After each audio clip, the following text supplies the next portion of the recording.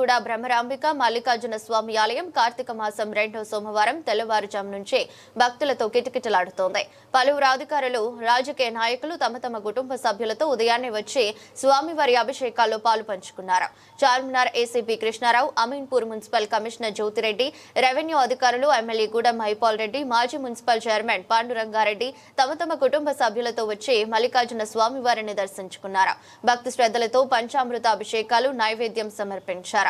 అమ్మవారికి కుంకుమార్చనలు చేసి మొక్కులు చెల్లించుకున్నారు.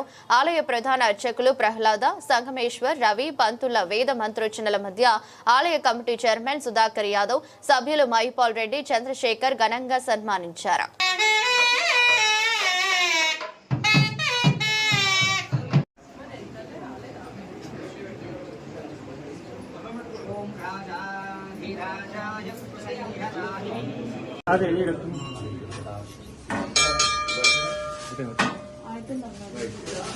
కవర్ చేసుకోమని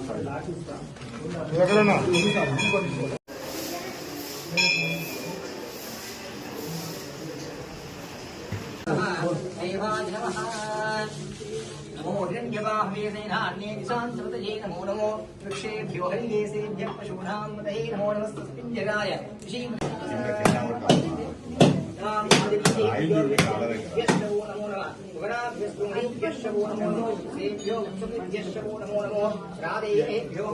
पूर्ण माता की बोल भवानी माता की बोला शंकर भगवान की भारत माता की आज की आनंद की पार्वती पतये हर हर हर మీ మనసారా ఈశ్వరుని పూజించారు.